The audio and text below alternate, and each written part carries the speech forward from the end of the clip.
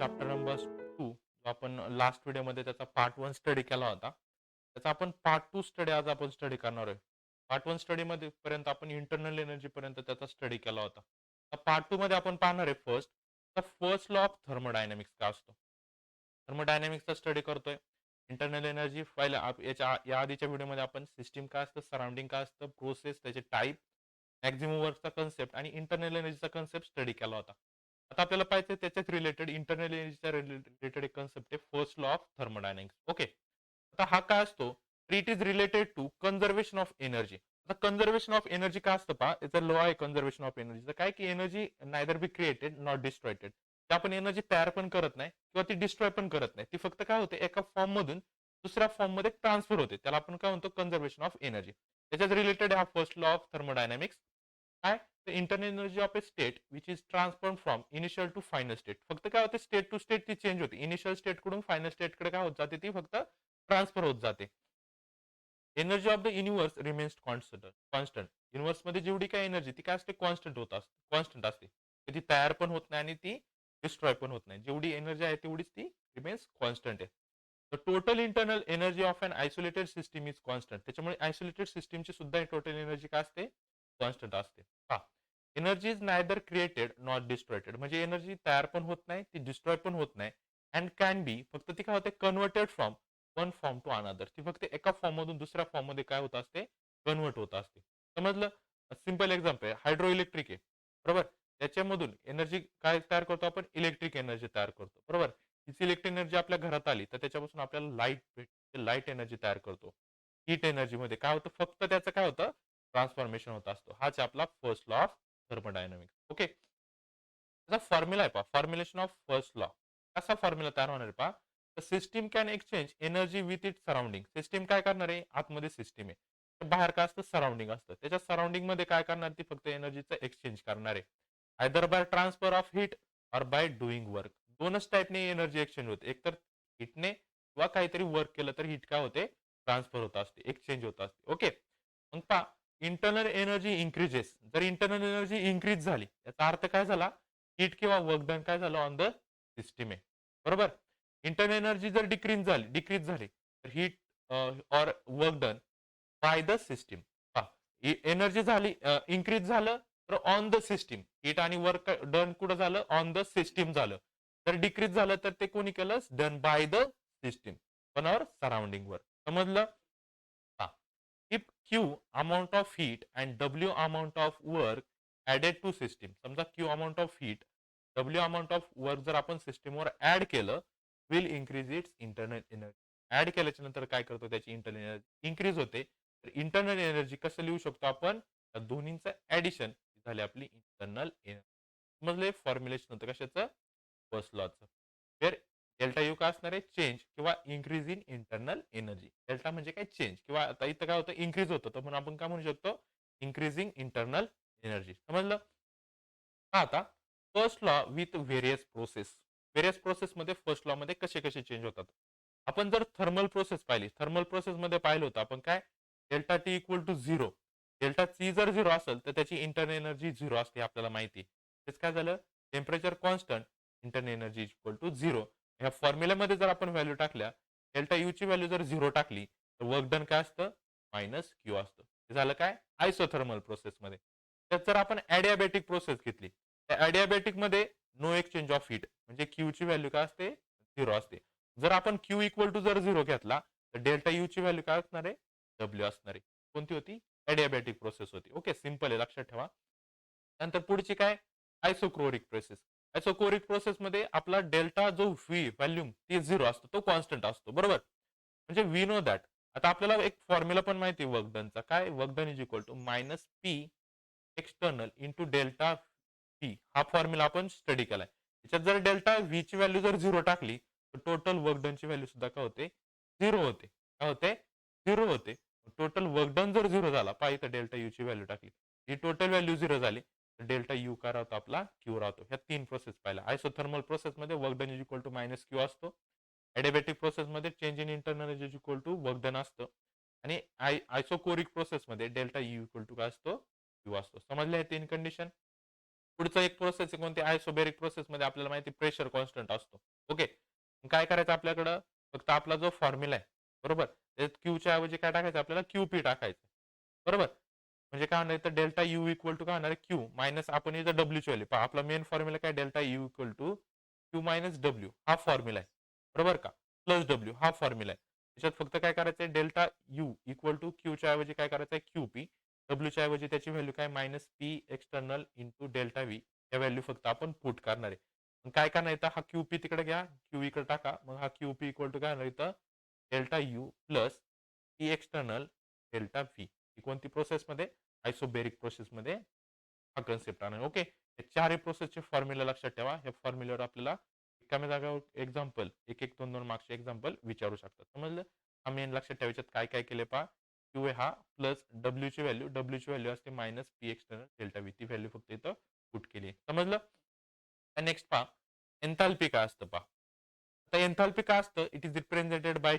H enthalpy कशाने represent करतात H ने पहा हे लक्षात ठेवा इंटरनल एनर्जी आलं क्यू एन्थाल्पी आलं एच हे लक्षात ठेवा शॉर्टकट्स सिम्बॉल्स त्याचे मग पहा एन्थाल्पी ऑफ ए सिस्टीम हे काय असतं is a sum of internal energy enthalpy काय असतं पहा enthalpy of a system H is equal to sum of internal energy sum कोणाची अजून system and the energy equal to PV work PV work या दोन्हीचे समेशन झाली आपली enthalpy H is equal to U plus PV okay आता पहा change in enthalpy delta H कसा काढतात डेल्टा एच आपल्याला माहिती आपण कसा काढतो एच टू मायनस एच वनच्या फॉर्मनी ओके मग पहा दोन सिस्टीम जर आपण कन्सिडर केल्या एच वन इनिशियल असणार आहे एच टू काय असणार आहे फायनल स्टेट असणार आहे तर इनिशियल स्टेट कन्सिडर केली तर फॉर्म्युला काय होणार आहे H one equal to U one plus T one V one जर आपण फायनल स्टेट कन्सिडर केली तर एच टू इक्वल टू काय असणार आहे U two plus P two P two हे दोन फॉर्म्युले कळले इनिशियल आणि फायनल स्टेट साठीचा ओके मग नेक्स्ट पहा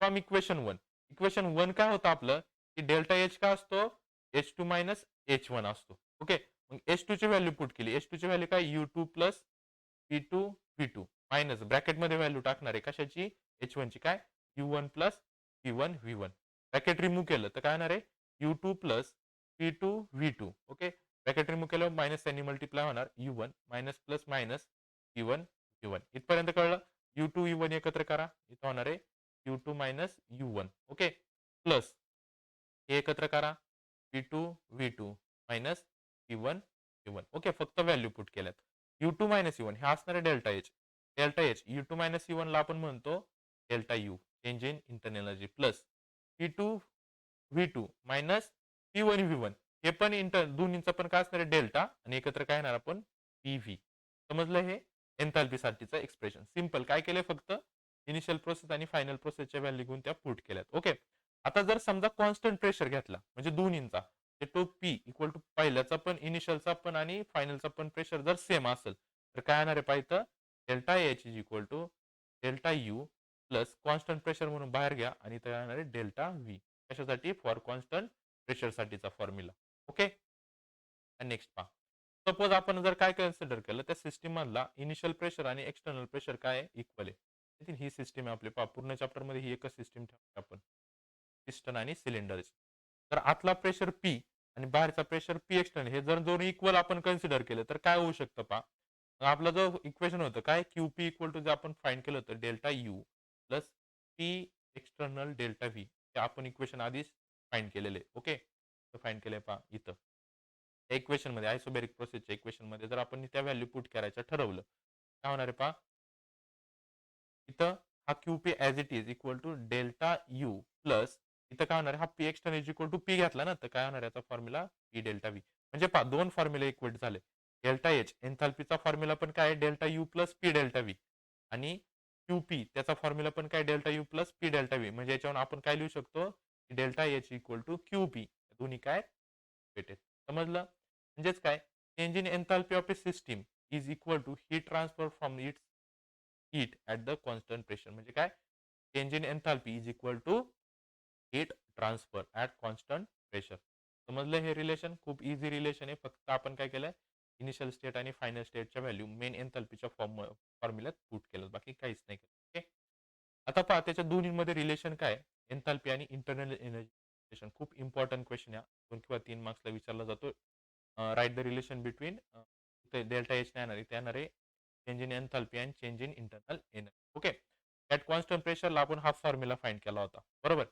पण पहा, for relation of solid and liquid no change in volume, तर व्हॉल्यूमचा कोणताही चेंज होत नाही, म्हणजेच डेल्टा यू व्हीची व्हॅल्यू काय राहणार आहे, झिरो. चेंजेस होत नाही म्हणजे त्याची व्हॅल्यू काय झिरो राहणार आहे. टोटल टर्म झिरो राहणार आहे, म्हणजे काय राहणार डेल्टा एच यू. रिलेशन काय आहे त्या दोन्हीमध्ये, तर दोन्ही काय असतात, इक्वल असतात. हे झालं सिंपल सॉलिड अँड लिक्विड साठी. पण जर आपण गॅसेस साठी जर घेतलं तर डेल्टा व्ही काय केला जातो, निग्लेक्ट केला जातो. डेल्टा व्ही काय होतो, निग्लेक्ट होतो. म्हणजेच delta H is equal to delta U plus P delta V आपला फॉर्म्युला. याच्यात काय करणार आहे आपण, चेंज इन व्हॉल्यूमचा फॉर्म्युला पुट केला V two minus V one.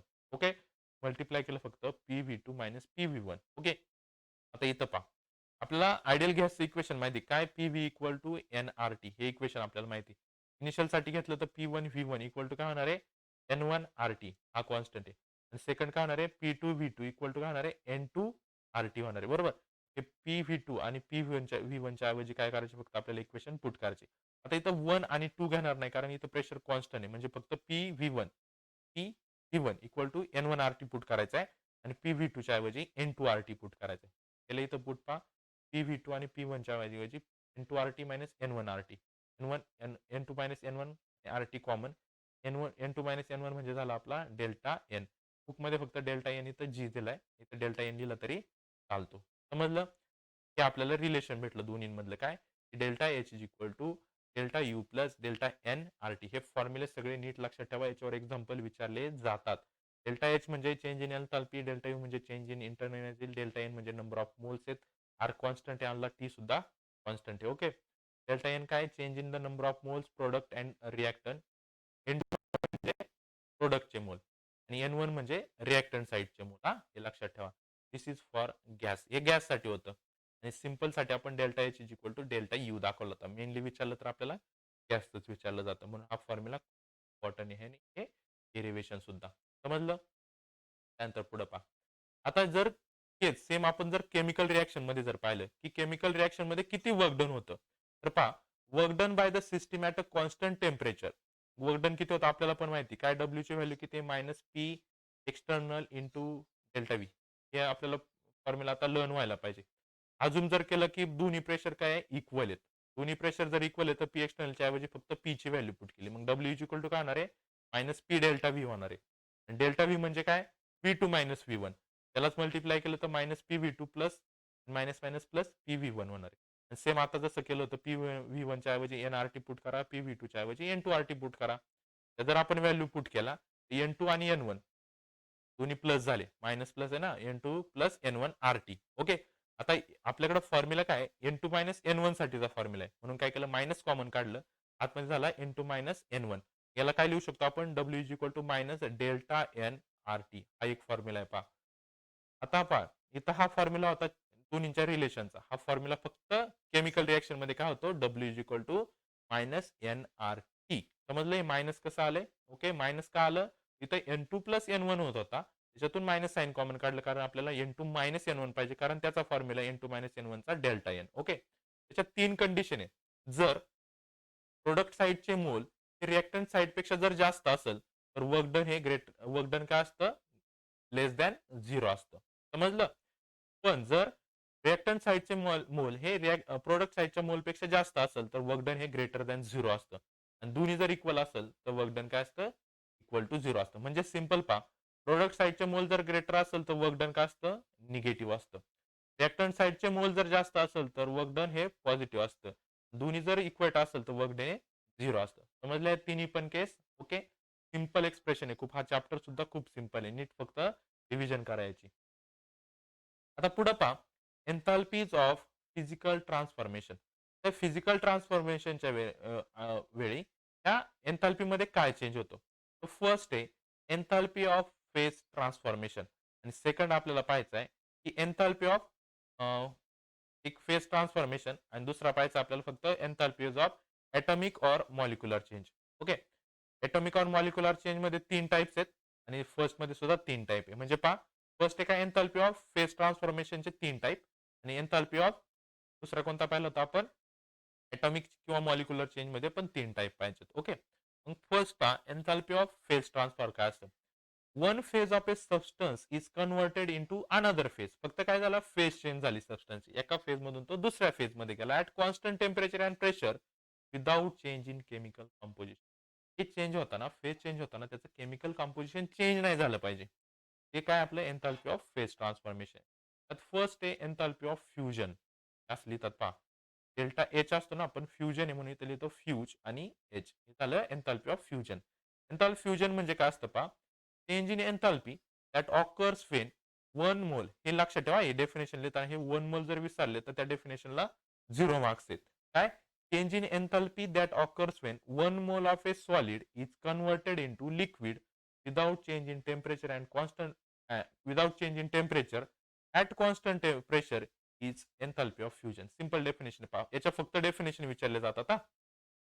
काय लक्षात ठेवायचे एन्थाल्पी ऑफ फ्युजनची डेफिनेशन, की change in enthalpy that occurs Wien. हे वन मोल खूप इम्पॉर्टंट, हे लिहायला विसरू नका. फक्त वन मोल मध्ये चेंज करतो आपण. काय, की change in enthalpy that occurs when one mole of a solid is converted into liquid. काय होतं, सॉलिडचं लिक्विड मध्ये कन्व्हर्ट होतं. कशाचं, वन मोलचं. At constant temperature and pressure is called as the fusion. तर सिंपल दिले पहा, सॉलिड टू लिक्विड मध्ये चेंज झाला, त्याचे फ्युजनचे काय प्लस झालं. हे जर रिव्हर्स केलं, काय लिक्विड मधून सॉलिड मध्ये केलं तर एन्थाल्पी काय असते, निगेटिव्ह असते. एवढं फक्त लक्षात ठेवा. ओके, हे होतं एन्थाल्पी ऑफ फ्युजन.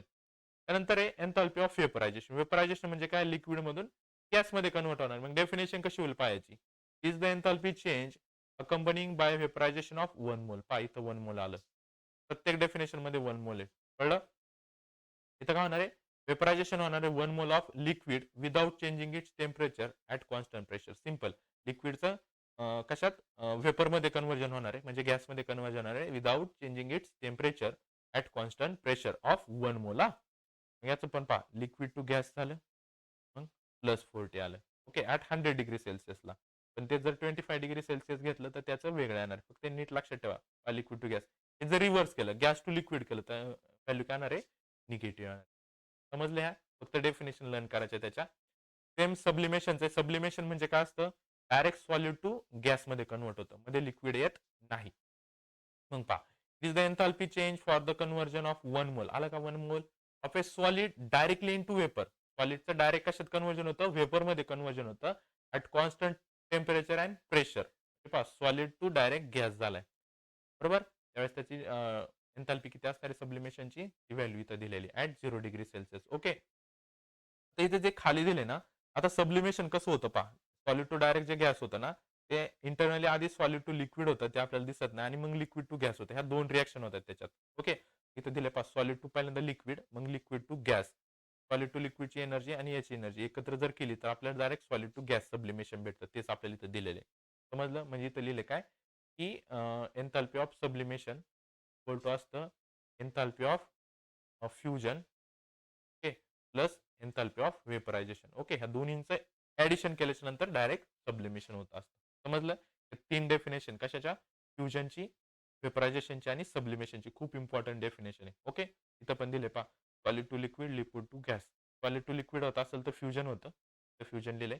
आणि लिक्विड टू गॅस होत असेल तर वेपरायझेशन होतं, आणि सॉलिड टू डायरेक्ट गॅस होत असेल तर त्याला सब्लिमेशन म्हणतो. समजलं. सिंपल डायग्राम लक्षात ठेवा आणि डेफिनेशन लक्षात ठेवा. डेफिनेशन मध्ये वन मोल लिहायला विसरू नका. हे जर चुकून राहिलं तर त्याला 0 मार्क्स आहेत. ओके, ह्या व्हिडिओ मधला लास्ट पार्ट आहे enthalpy of atomic or molecular change काय असतं पहा पहिलं. आता एन्थाल्पी ऑफ आयनायझेशन काय असतं पहा, फर्स्ट याच्यातला काय, तर it is the enthalpy change accompanying the removal of an electrons. Ionization म्हणजे काय, addition or removal of electrons. नीट लक्षात ठेवा. आयनायझेशनचा अर्थ काय होतो, एकतर तुम्ही इलेक्ट्रॉन्स ऍड करताय किंवा इलेक्ट्रॉन्स रिमूव्ह करताय, त्याला आपण आयनायझेशन म्हणतो. एन्थाल्पी ऑफ आयनायझेशन पण काय असतं, की enthalpy change accompanying by the removal of an electron from one mole of a gas atom. पहा इथं सुद्धा वन मोल आला. गॅस ॲटम मधून जर आपण वन मोल रिमूव्ह करत असेल तर त्याला म्हणतो आपण एन्थाल्पी ऑफ आयनायझेशन. ओके, पहा इथं दिसतं का one mole of electron remove केलेला. समजलं. तेच याच्या रिव्हर्सिबल पण कसं असतं, ऍडिशन जर केली तर काय होतं पहा, इलेक्ट्रॉन गेन एन्थाल्पी, याला म्हणतात electron loss enthalpy, lose enthalpy म्हणतात, याला म्हणतात इलेक्ट्रॉन गेन एन्थाल्पी. अशा दोन असतात याच्यात.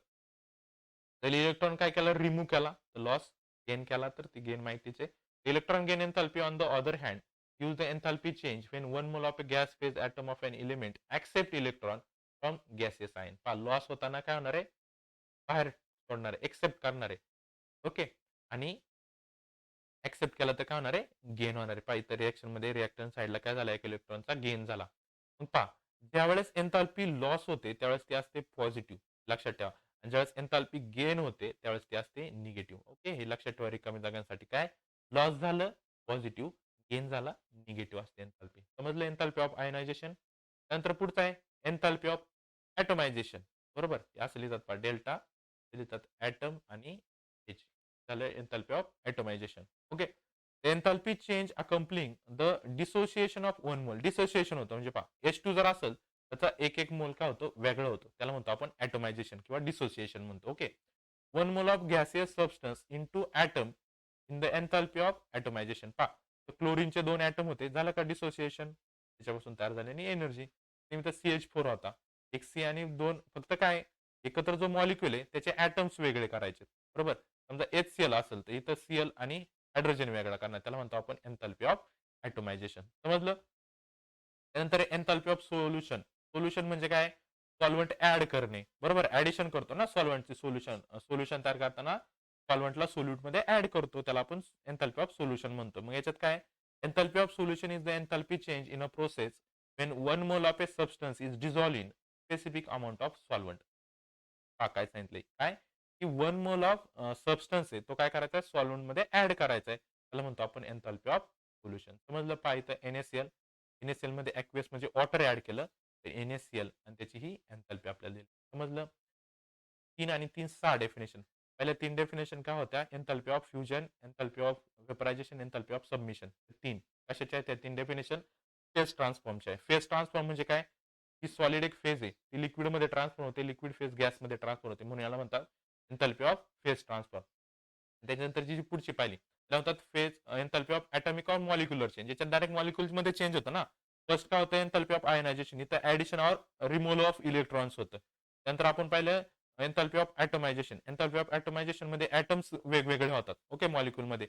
आता पाहिलं एन्थाल्पी ऑफ सोल्युशन म्हणजे याच्यात काय करतो आपण सॉल्व्हंटमध्ये काहीतरी सबस्टन्स ॲड करतो. त्याला म्हणतो आपण एन्थाल्पी ऑफ सोल्युशन. समजलं? इथं दिलेले आपल्याला एक्झाम्पल दिले. याचं फक्त रीड करा. हे MX आहे. पहा इथं काय केलं सेपरेट केलं याला.